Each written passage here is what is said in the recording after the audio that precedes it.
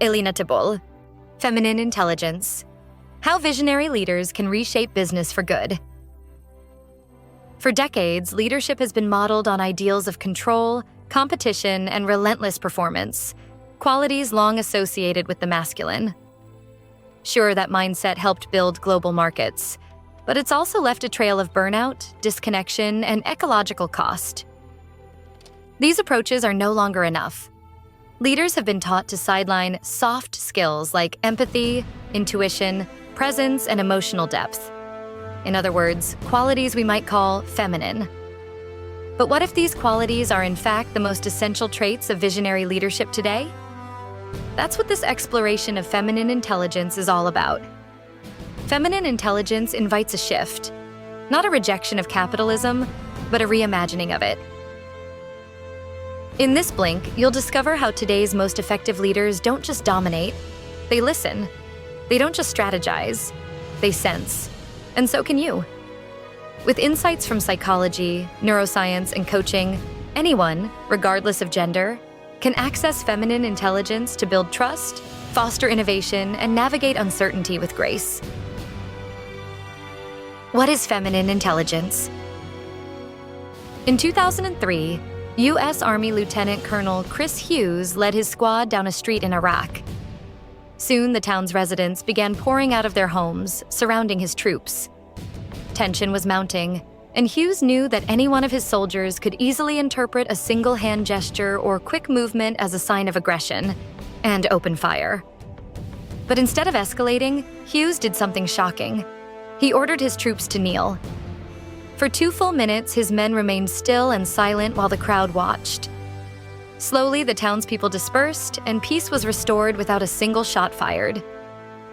Hughes's response exemplifies what author Elina Tebol calls feminine intelligence, a leadership approach rooted in empathy, relational awareness, and collaboration, rather than the traditional masculine model of dominance and control. Importantly, this has nothing to do with gender. We all have both masculine and feminine qualities inside of us. The masculine leans toward analysis, hierarchy, and linear thinking, while the feminine connects us to creativity, intuition, and holistic thinking. The problem is that most modern institutions lean too heavily on the masculine. Corporate and political systems reward dominance, competition, and short-term gains, while vulnerability and emotion are discouraged. As a result, Western culture overvalues measurable outcomes, like profit margins and market share, while overlooking softer but equally important qualities like compassion, purpose, and long-term well-being. Science reveals what we're missing when we operate from this hyper-masculine mindset. Harvard researcher Jill Bolte Taylor lost most of her left brain function to a major stroke at age 37. Roughly speaking, the left hemisphere is the seat of masculine intelligence. It's where we do much of our logical, analytical thinking. Losing it meant Taylor lost her ability to walk, talk, read, and write, along with many memories and her sense of identity. But what she gained was extraordinary. For the first time, she experienced pure right brain consciousness without left brain chatter and control. The right hemisphere is where we access feeling, intuition, and holistic thinking, essentially our feminine intelligence. During her 8-year recovery, Taylor described stepping into awe-inspiring experiential sensations of the present moment. She felt her spirit soar free and experienced an incredible sense of oneness with all of life. Evidence also shows that feminine leadership consistently produces better results.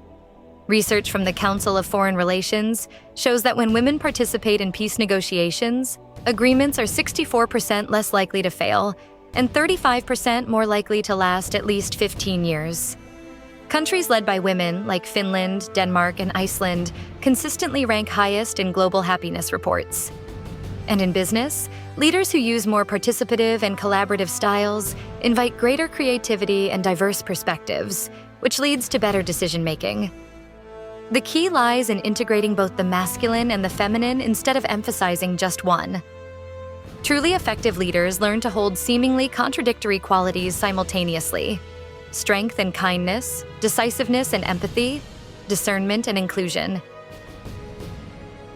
True leadership.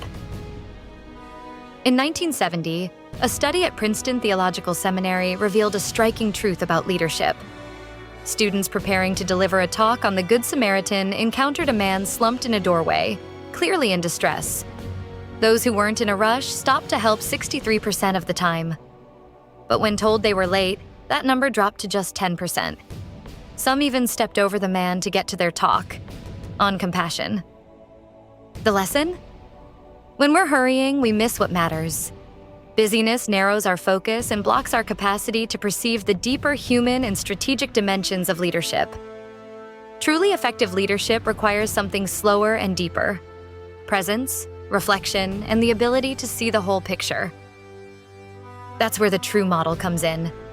An approach to conscious leadership built on 4 foundational dimensions: time, relationships, uncertainty, and emotions. Mastering time means being intentional and strategic about how you spend your hours. Be extremely selective about your calendar and understand what gives you energy versus what drains you. Know when you work best, whether it's morning or night, and schedule your most important tasks then. Reject constant busyness and carve out dedicated time for reflection. Consider a meditation practice. Or, to start small, try taking 3 slow, conscious breaths during a stressful moment to press pause on reactivity and cultivate present moment awareness. Next, relationship mastery is about developing what psychotherapist Esther Perel calls relational intelligence. That starts with deep, active listening, not just with your intellect, but with your body and heart. Listen for what's not being said while quieting your internal dialogue. Take time to understand people's life stories, filters, and worldviews. Doing so creates micro moments of positive connection, brief but powerful exchanges that leave others feeling seen and valued. The third dimension, mastering uncertainty, means letting go of the cultural obsession with measurement and control. Explore modalities that help you disconnect from conventional expectations, such as somatic awareness and grounding techniques. The key is developing spiritual intelligence, approaching uncertainty with interconnectedness and inner peace rather than fear. This includes being open to mystical and unconventional perspectives. Emotional mastery may be the most challenging dimension in the true leadership model, especially in a culture that often sees emotion as a sign of weakness. To build this skill, develop your emotional vocabulary. Name what you're feeling instead of just analyzing it. Physical practices, including regular exercise, good nutrition, and body-centered therapies like yoga, tai chi, or even ecstatic dance can all help here. For deeper work, you might explore altered states of consciousness through professionally supervised psychedelics or practices like holotropic breathwork, which can facilitate profound introspection and emotional processing. The true model represents a fundamental shift from the hypermasculine leadership paradigm that has dominated Western culture. Instead of viewing leadership as a purely analytical, control-oriented endeavor, it integrates both masculine and feminine intelligences. Psychedelic leadership. A quiet moment in nature, guided by mushrooms and reflection, set the stage for a powerful realization. Lying on the ground, Tabul felt spoken to. The earth's breath and pulse became unmistakable. So did its grief and rage about humanity's treatment of her. It was a visceral reminder that our relationship with the planet is deeply personal and urgently in need of repair. That moment, paired with Tabul's past in corporate law, led to a question. If the earth is alive, shouldn't it have rights? Legal and economic systems still treat nature as an object to be owned. But groups like the Earth Law Center, which Tabul is now involved with, are working to change that, giving ecosystems legal standing and reframing land as kin. Psychedelics were a key part of Tabul's reconnection to feminine intelligence. Previously, like many, she'd absorbed the traits of hypermasculine work culture: inauthenticity, emotional suppression, and a control-oriented approach. Psychedelics offered an embodied return to feminine ways of knowing, expanding intuition, emotional insight, and relational awareness. Like Tabul, many psychedelics users report feeling a renewed connection to nature. Abstract concepts like climate change and biodiversity loss can become intimate and embodied. Scientific research backs this up. Users often report lasting changes in their attitudes toward the environment. Notably, 16% of psychedelics users even pivot their careers toward more environmentally focused roles. Beyond environmental consciousness, psychedelics also unlock creativity and problem-solving. Studies from Imperial College London show that they increase brain connectivity, promoting unconstrained cognition. This means rigid thought patterns take a back seat, paving the way for spontaneous, novel insights and solutions. Many entrepreneurs credit their best insights to psychedelics. Take, for example, Kary Mullis, the Nobel Prize-winning inventor of the PCR process, who says he doubts he would have come up with the invention without LSD. The interpersonal benefits of psychedelics may be equally transformative for leadership effectiveness. Research demonstrates that these substances significantly increase empathy, moving us beyond intellectual understanding and toward deep emotional connection. And this has clear, practical applications.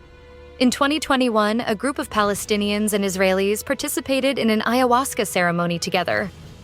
The experience allowed them to access empathy for each other, deeply feeling and understanding the pain of those they'd formerly despised.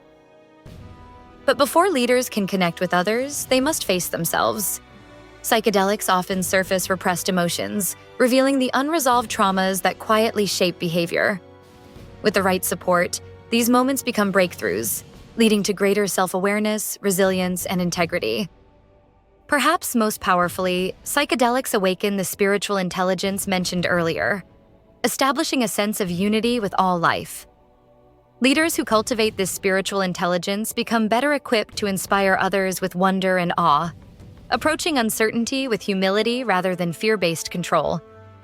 As David Bronner, CEO of Dr. Bronner's Magic Soaps, explains, psychedelics can be boundary-dissolving, providing a deeper understanding of relationships to others, ourselves, and the planet. Power with purpose. Alan Gray grew up a privileged white boy in apartheid-era South Africa, one of the most unequal societies on Earth. But instead of hardening into indifference, the injustice around him ignited a lifelong mission. He believed South Africa could never truly prosper unless all of its people had access to dignity, opportunity, and wealth. This vision of justice would shape one of the most visionary models of ethical business and philanthropy in modern history. At the height of apartheid in 1984, he boldly proposed donating 20% of his investment business to support Black entrepreneurs. The proposal was rejected by the apartheid government. So he waited until new laws made transformation possible. In 2005, he seeded a venture capital firm, E-Squared, aimed at empowering Black founders, decades before impact investing became a buzzword. More than a decade later, that experiment bore fruit, not only financially, but socially, with ventures like Go1 contributing over $2 billion to South Africa's economy. Gray also deliberately structured his company to resist short-term pressures, including refusing to go public and embedding philanthropic giving into its ownership model. Now, the firm's controlling interest is in the Alan and Gil Gray Foundation, which channels all its profits into education, entrepreneurship, and community empowerment, forever. Meanwhile, half a world away, the tiny kingdom of Bhutan was undertaking its own radical redefinition of success.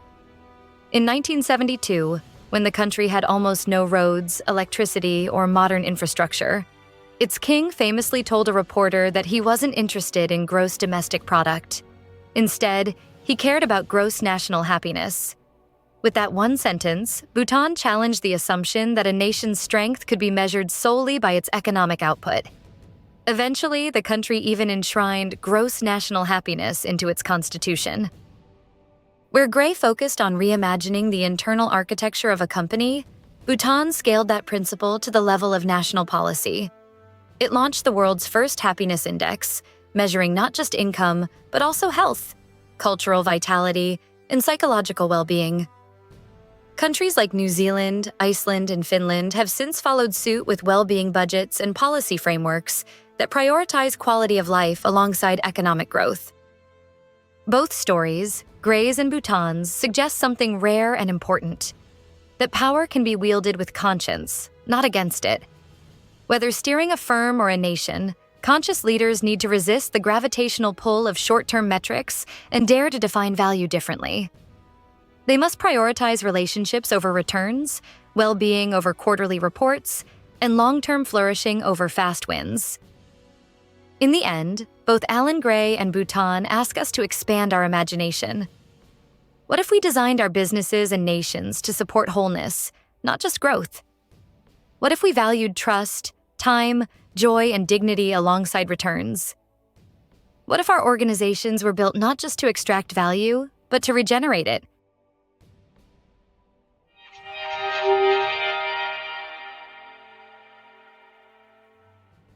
The main takeaway of this Blink to Feminine Intelligence by Alina Tabul is that effective leadership today requires integrating qualities traditionally labeled as feminine, empathy, presence, intuition, and emotional depth, into how we lead organizations, relate to others, and shape society.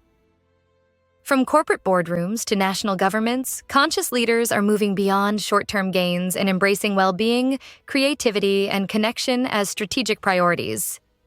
Whether through altered states that foster insight and empathy, models like the True Framework, or businesses that prioritize long-term flourishing over extraction, this shift reflects a deeper truth. Power rooted in care, alignment, and regeneration isn't a weakness. It's the future. Okay, that's it for this Blink. We hope you enjoyed it. If you can, please take the time to leave us a rating. We always appreciate your feedback. See you soon.